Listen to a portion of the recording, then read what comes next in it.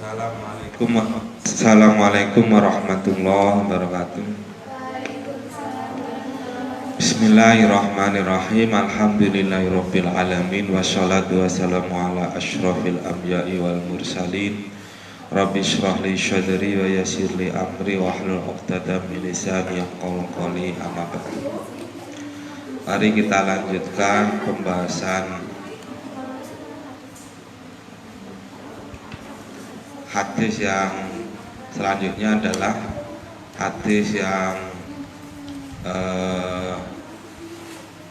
nomor 6, yaitu yang kita terangkan hadis nomor 6, yaitu tentang halal dan haram. Bismillahirrahmanirrahim. An Abdillah bin Nu'man bin Bashir radhiyallahu anhu qala sami'tu Rasulullah sallallahu alaihi wasallam yaqulu. Jadi hadis ini diriwayatkan dari Abi Abdillah bin Nu'man. Beliau menceritakan pernah mendengar bahwa Rasulullah sallallahu alaihi wasallam telah bersabda. Berarti ini ceritanya Rasul ini biasanya kalau sami itu ini didengarkan oleh lebih dari beberapa sahabat. Kadang Rasul sedang taklim, Rasul sedang berceramah, kemudian Rasul menyampaikan sebuah dawuhnya. Kemudian dawuhnya ini ditulis oleh para sahabat, dihafalkan, yang disebut dengan hadis.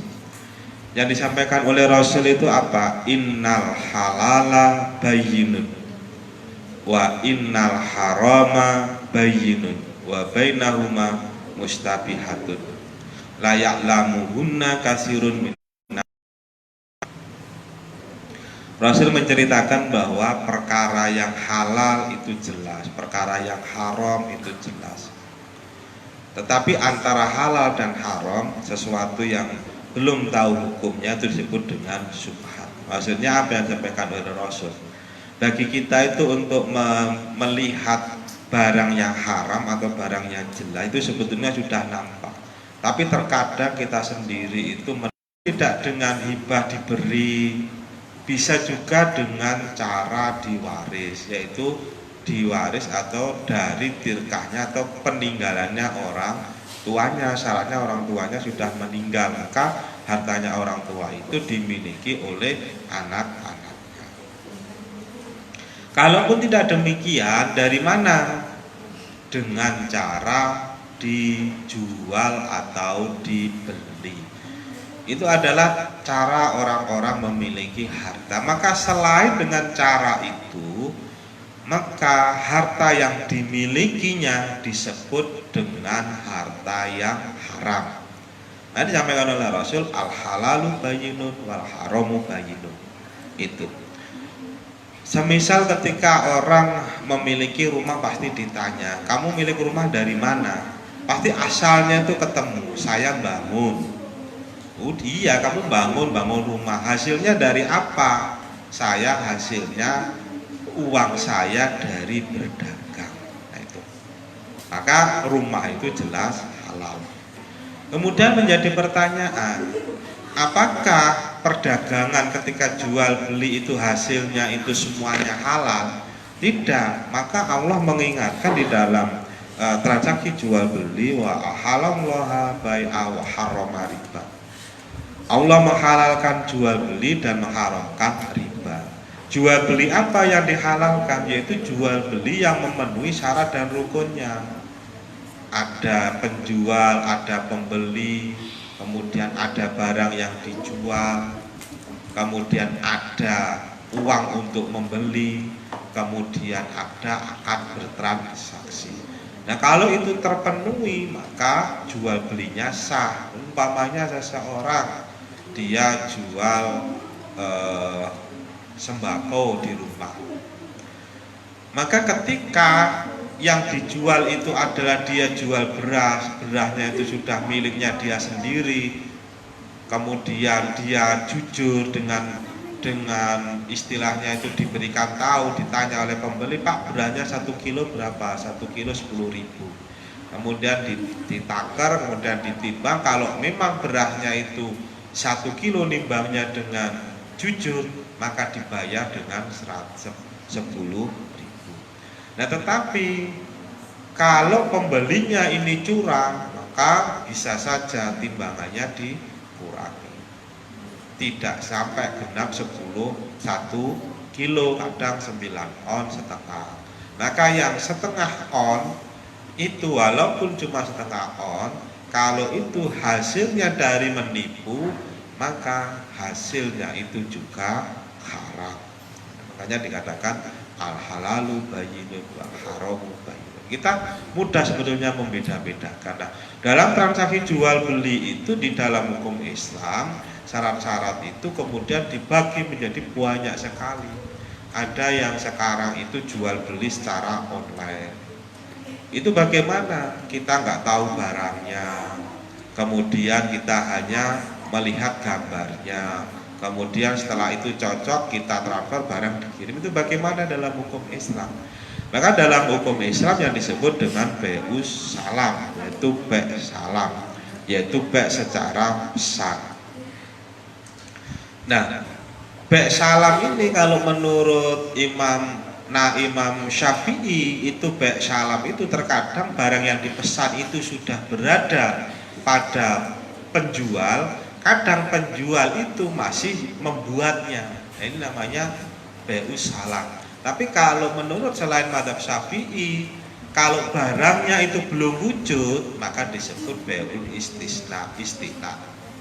Itu bai'ul istisna kalau menurut mazhab. Semisal kita melihat di HP itu sebuah gambar, di situ ada gambar kita mau beli almari. Nah, setelah kita klik mau beli, ternyata pembelinya itu masih buat.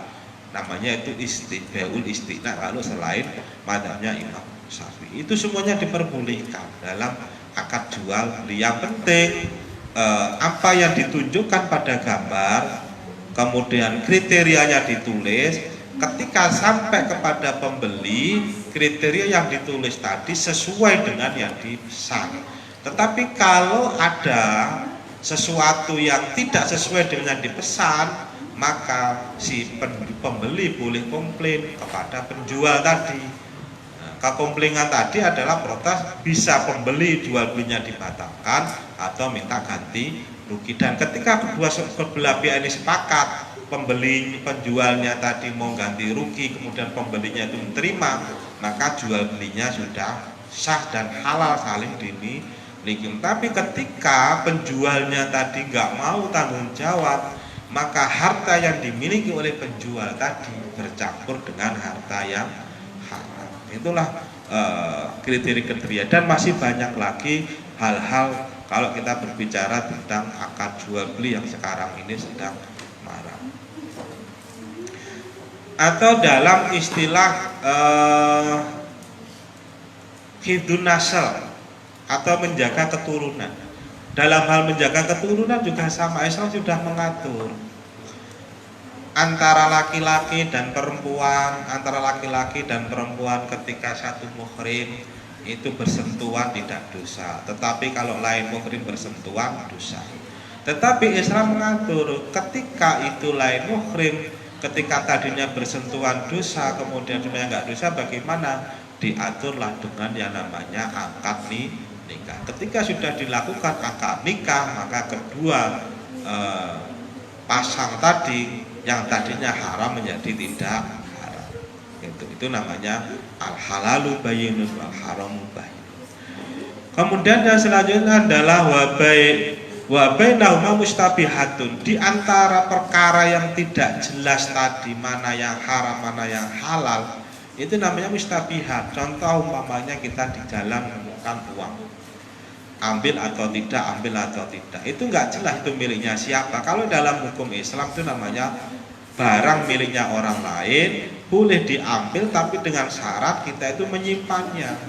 Kemudian kita umumkan siapa pemiliknya. Kalau tidak ada yang ngaku, diumumkan sampai 1 tahun, baru kemudian kita boleh memakai. Ternyata 5 tahun yang akan datang pemiliknya datang, ya kita wajib doman, karena itu istilah barang tertular. Karena barang itu pasti ada pemiliknya. Tidak mungkin kita menemukan uang, menemukan HP di jalan itu tanpa ada pemiliknya. Nah, kalau itu kita miliki bagaimana? Ya haram. Umpamanya menemukan uang 100.000 di jalan kemudian kita belanjakan, itu miliknya orang. Itu bukan harta yang haram. bukan harta yang halal, itu barang yang haram. Nah caranya bagaimana? Disimpan dulu, diumumkan siapa kehilangan uang, siapa kehilangan uang. Sudah beberapa kali diumumkan nggak ada, nah itu boleh kita menggunakan, itu sifatnya boleh. Nah tapi nantinya wajib doman, wajib mengganti ketika pemiliknya adalah datang.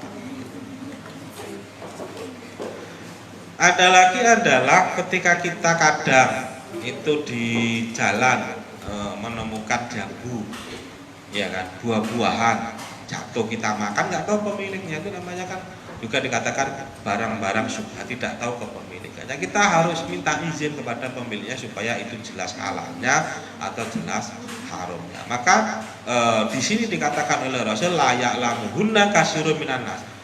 Hal yang syubhat itu banyak orang yang tidak peduli apakah ini haram atau ini ada, nggak peduli.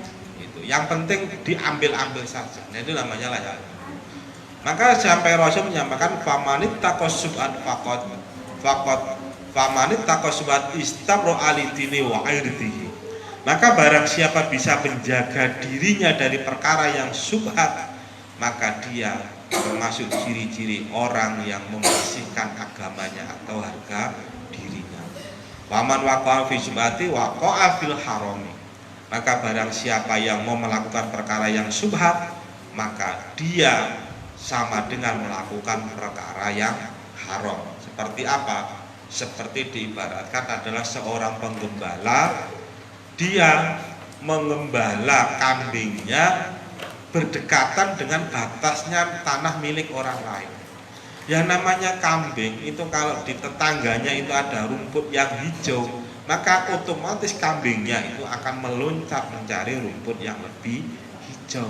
Nah, kalau kambingnya tadi makan rumputnya orang lain tanpa izin, itu bagaimana hukumnya? Haram.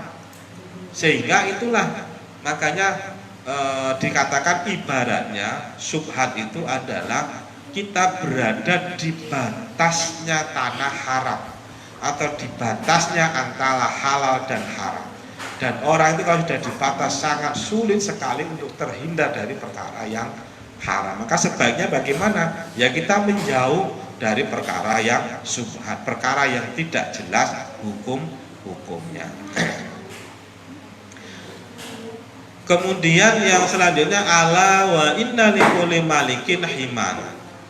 Wa ala wa inna himallahi maharimu. Ketahuilah bahwa semua yang ada di dunia ini pasti punya aturan. Nah, aturannya Allah itu ya yang ada di Al-Qur'an. Allah membatasi, saya terangkan tadi.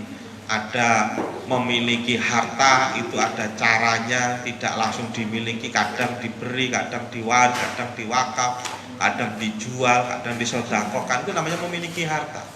Itu. Selain itu menjadi haram, kalau nggak haram menjadi syubhat kalau nggak jelas harganya. Itu. Kemudian selanjutnya wa ala wa inna fil jasad mudghah. Idza saluhat salahal jasad kulu wa idza fasadal jasad kulu ala wa ya qalbu. Nah ini kita diingatkan bahwa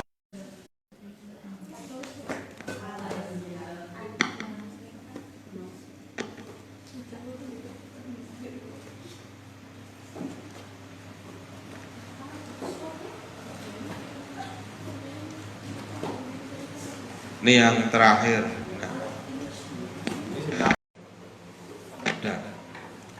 Jadi yang terakhir adalah dalam diri manusia itu diingatkan ada segumpal darah.